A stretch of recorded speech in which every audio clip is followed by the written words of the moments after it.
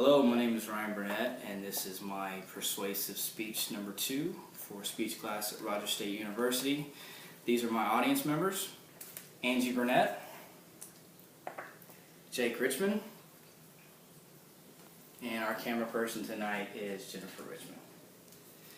Alright, so what I want to talk to you guys tonight about is texting while driving. Kind of a serious issue. So what I want you guys to do is a quick little exercise. Let's start with this. Close your eyes and pretend you're driving on a road. It's just you. Okay? It's dark. You're going the speed limit. You're not doing anything wrong. Then out of nowhere, click of a button, and you wake up in the hospital. What happened? Well, I'll tell you what happened. You sent a text while you were driving. You wandered into oncoming traffic, and now you're seriously injured. You possibly could have killed the person you hit. It's a very, very, very serious issue. So I want to start with some basic facts about texting.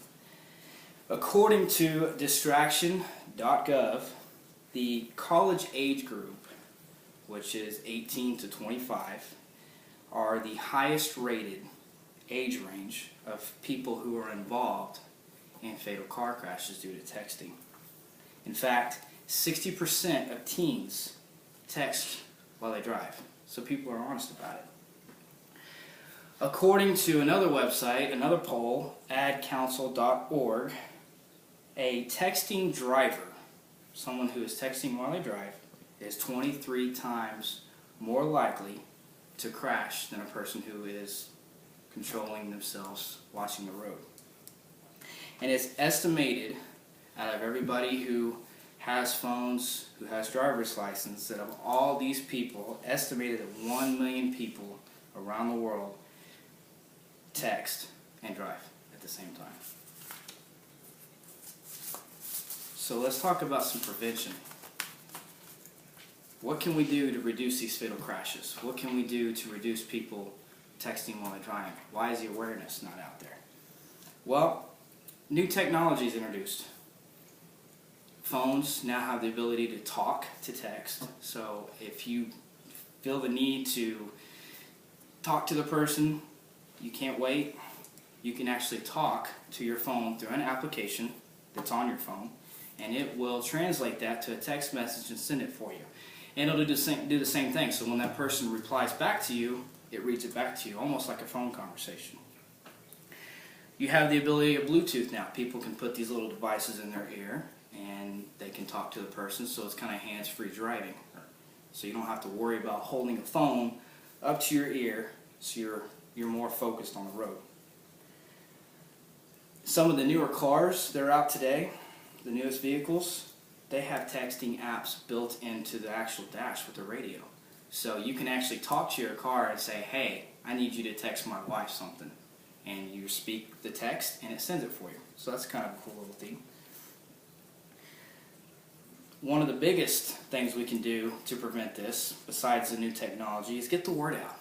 There are all kinds of campaigns all over the world that want to put a stop to texting while driving, get the awareness out, let people understand that this is a serious issue. One of these campaigns is known as Stop Text, Stop Wrecks. Some simple facts just from this simple campaign alone. It says that as someone texts, that's 5 seconds of average time that your eyes are off the road. So if you're in a long conversation with someone, those 5 seconds can add up.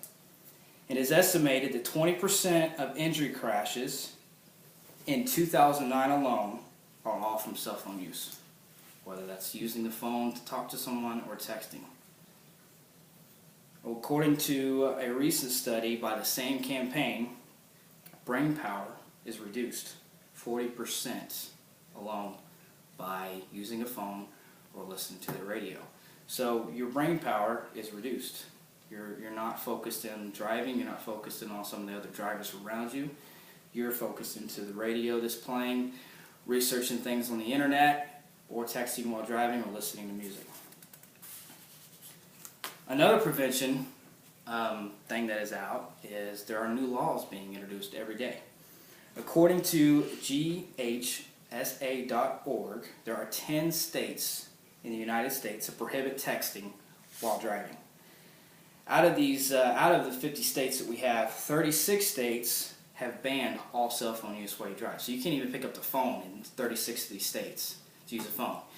You're driving along the road, somebody calls, you pick up the phone, a cop sees you, you're going to get pulled over and you're going to get a ticket. That's just the way they work, and that's a good thing. Another thing that's out now is you start seeing more commercials on television.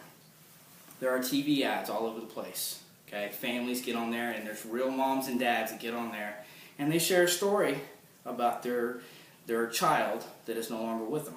And what they do is they basically tell a little bit about their child, what their child was involved with school or work and things like that.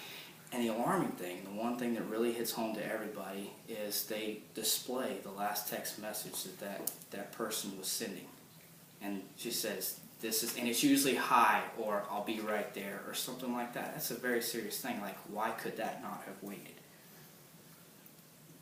Another thing that's out now is that cell phones are actually getting involved, believe it or not. Cell phone companies realize that this is a serious issue and that people are dying doing this thing. So you'll see places like AT&T and Sprint, they're putting ads out now to let people know, hey, don't text while you drive. This is a very serious thing.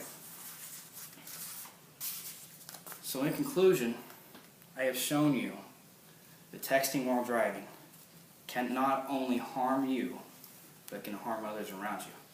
You can hurt yourself, or you can hurt somebody else. I can tell you the truth, I personally am guilty of it. I'm an avid texter. I use the internet. I sometimes do it while I'm driving. But however, doing the research for the speech, seeing the statistics and the facts has opened my eyes that, hey, it's not worth it. So I myself am guilty of it, and I need to put a stop to it. So in conclusion, I hope that I've gotten the message out. I hope that I have persuaded you to stop texting while you drive. The fact of the matter is nothing is more important than a human life. Nothing. So pull over. If it's something that important, you could pull over and send that message. Okay? Or you can wait until you arrive at your destination. You got to ask yourself, what is it that you value most in your life? Is it human life itself? Or is it answering a simple question that somebody wants to ask you where you want to go eat? Or saying hello to a person? In the end, the choice is yours. So I'd like to thank my audience members for coming out tonight, and everybody have a great night.